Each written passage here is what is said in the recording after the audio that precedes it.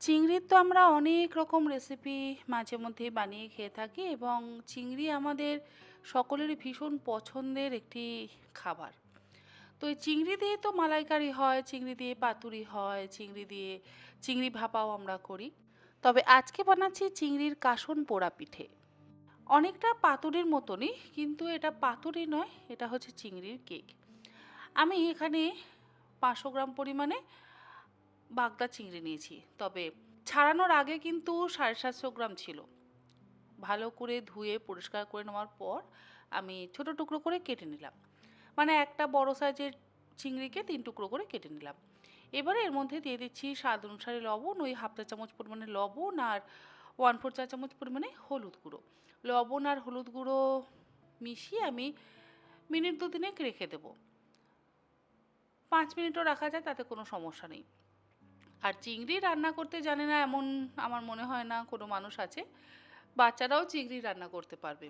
আর খেতে তো হয় অবশ্যই ভীষণই সুস্বাদু।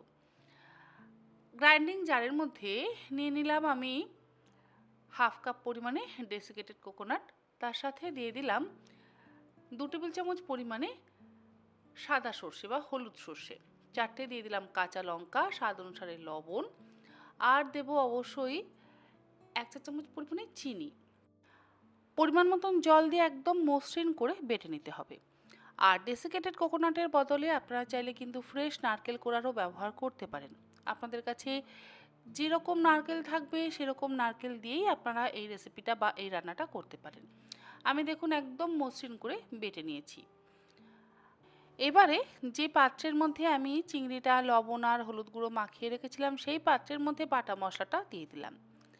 বাটা মশলার সাথে এবারে দিয়ে দিচ্ছি ২ টেবিল চামচ পরিমাণে কাঁচা সর্ষের তেল, আর দেব আমি এখানে ৪ টেবিল চামচ পরিমাণে কাসুন্দি। অবশ্যই এই রান্নাটাতে কিন্তু কাসুন্দি ব্যবহার করবেন। আর দিলাম হাফ চা চামচ পরিমাণে হলুদ গুঁড়ো।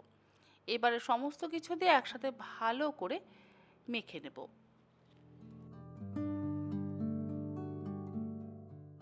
চিংড়িটা মশলা দিয়ে খুব ভালো করে মাখা হয়ে গেছে। এবারে যে পাত্রে আমি বানাবো সেখানে কিন্তু আমি দিয়ে দিলাম ১ চা চামচ পরিমাণে তেল।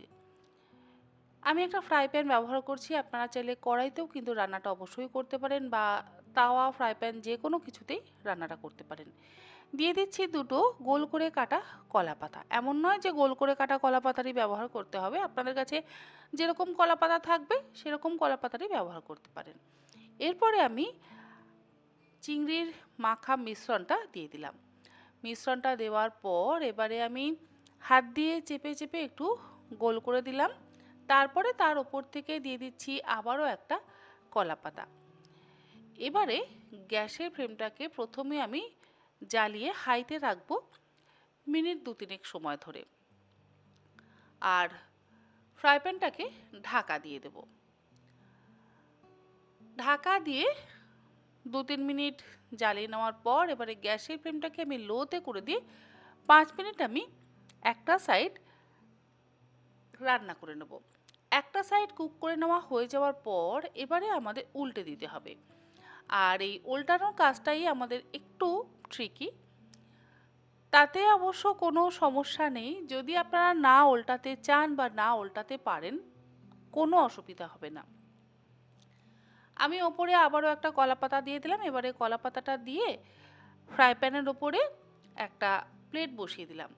প্লেটটা বসিয়ে এবারে ফ্রাই প্যানের হ্যান্ডেলটাকে ধরে আমি প্লেটটাকে উল্টে দিলাম।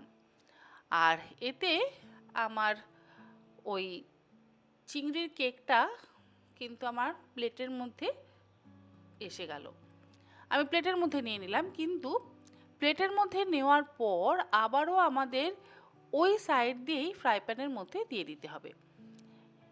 যদি আপনারা এই কাজটা করতে না পারেন তাহলে একটা সাইডেই আপনারা কুক করবেন। এমন নয় যে দুটো সাইডে কুক করতে হবে বা দুটো সাইড কুক না করলে খাওয়া যাবে না। যদি দুদিকটা বেশ সুন্দর একটু পোড়া পোড়া হয় না, তাহলে বেশি সুস্বাদু লাগে খেতে। আমি আবারও ঢাকা দিয়ে ৫ মিনিট আর একটা সাইড কুক করে নিলাম। ১০ মিনিট ভালো করে কুক করে নেওয়া হয়ে গেলে বেশ সুন্দর একটা পোড়া পোড়া ভাব আসবে সাইডগুলো, আর নিচের দিকটাও একটু পোড়া পোড়া ভাব আসবে। এতে কি হবে, খুব সুন্দর একটা গন্ধ লাগে এবং খেতেও অসম্ভব ভালো হয়। এই রান্নাটার নাম হচ্ছে চিংড়ির কাসন পোড়া পিঠে। খেতে গরম ভাতের সাথে অসম্ভব ভালো লাগে। আমি একটু চৌকো চৌকো করে কেটে নিচ্ছি। আপনারা আপনাদের নিজেদের পছন্দ মতন শেপ আর সাইজের করে অবশ্যই কেটে নেবেন।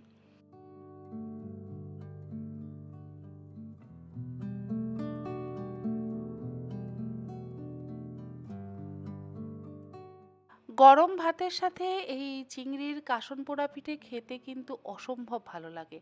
আপনারা অবশ্যই এই রেসিপিটা একবার অন্তত বাড়িতে ট্রাই করবেন। আমার অন্যান্য রেসিপিগুলোর মতন এই রেসিপিটাও আপনাদের ভীষণই ভালো লাগবে।